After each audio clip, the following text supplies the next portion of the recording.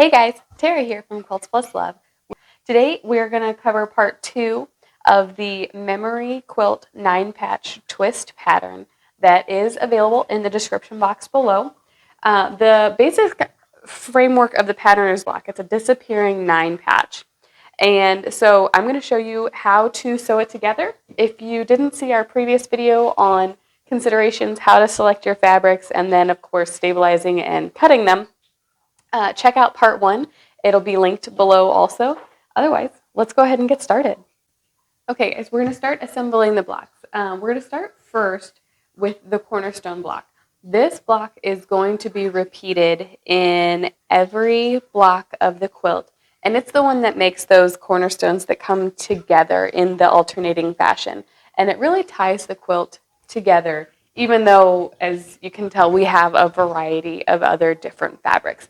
This is the one that's really going to hold the whole quilt together. It's usually the one that I will match my border fabrics to, because then it just adds that nice unifying frame around the whole quilt. So we're going to put the fabrics that we've chosen for the background, the highlight fabrics, on the block, maybe in a T shape, and you can grab just any fabrics or any one of them that you want. Since we're going to be deconstructing these blocks, we're going to be tearing them back apart, well, cutting them. We're going to be cutting them apart. Again, once we're finished, it's not really going to matter what is what or what the placement is. I personally do like to have different blocks touching any one corner, because when we cut this block, all you're going to see is the focus fabric here in the corner and then 2 highlight fabrics in your cornerstone. So let's go ahead and add in some highlight fabrics.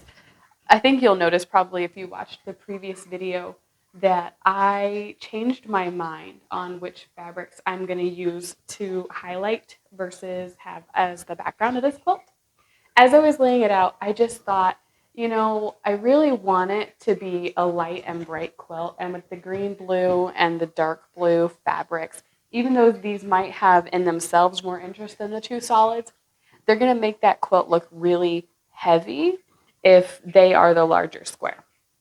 So I decided to change my mind there. We're going to go with this instead, and hopefully my customer loves it still. So what I'm going to do now, I have my cornerstone block here in the middle. I've got my focus blocks here on the outside, and then I've got the background or the highlight blocks in the T shape, because those will be my cut lines. What I'm going to do is sew this together like a regular 9-patch, starting first with each row, sewing to the center square, and then I'm going to sew the long seams to create the entire 9-patch. And I'll bring you back when I've got that sewn together. We've got the iron going. I'm going to go ahead and just press my block nice and flat here, making sure to nest those seams and get them turned the right direction the first time. Will make it easier later when you have multiple intersections coming together, and just making sure that the block lays nice and flat when you've got your rows that you're going to join together.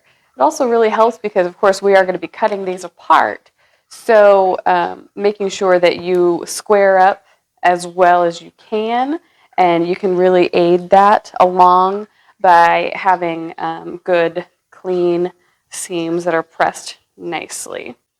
So now we will take it over to the cutting board, and I am going to slice this. Get that out of the way. I am going to slice this centered, going in each direction. So the cornerstone that is currently 1 block will become 4. Okay. So here I am just laying it out flat, making sure everything is nice, putting it out on some grid lines. Looks like my corners all ended up pretty good. Just a little bit of hangover there, so that's great. Grab my handy dandy ruler, and of course you're gonna need this. And I personally always cut standing up. I don't personally cut sitting down. So that's, you do your preference. Square. While I do put my block square to my grid line, I still use my ruler marks to do all of my actual cutting. And I say that because it's awesome when your blocks turn out square. That's perfect. That's what we're going for. Good seam allowance and all of that is how you get there. But if your block isn't quite square, you are going to be better off using the ruler marks on your ruler to cut, because it will at least be square to your ruler, so you know you're going to get a nice clean cut, and you can square up anything after that point if you need to, trim off. Like I've got maybe an eighth of an inch here that is sticking out.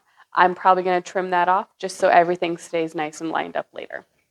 But so with that, we are going to make one long cut here across the center, and then we are going to turn our ruler again, and as I discussed, it's just a really safe way to go about it. I don't normally cut in this direction, by the way.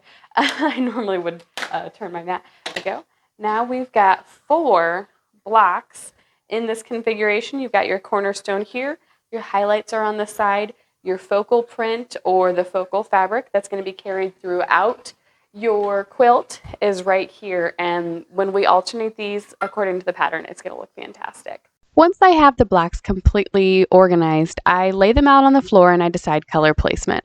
Then I will rotate the blocks so that the cornerstones match according to the pattern. I am just going to show you a couple of the details that I worked into this quilt, because I honestly believe that the more of the details from the original garments that you can work into the quilt, like if you're able to do that, it just makes such a cool difference on the quilt in the end. So here are some of the details that I was able to work in on the quilt. This is a pocket from one of the cute flannels, and then this was the opposite side breast pocket that had the cute little button, and then one of those sweaters, this was the green one, it had these really cute decorative buttons. These aren't real buttons, like it's closed on the inside, if you can see that. And I just thought those were so cute to include. So anytime you can include those little details, I really encourage that you do, because it's just going to make such a difference on that finished quilt.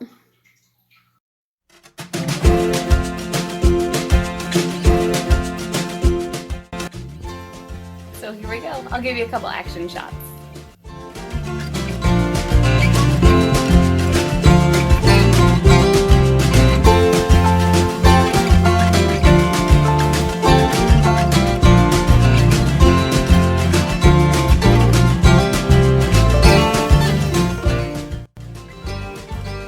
And the quilt is finished. As you can see here, I think it turned out really great. I love the way those cornerstones came together. I know my customer is happy. If you'd like this pattern, head on over to my website, quiltspluslove.com. Until next time, happy quilting.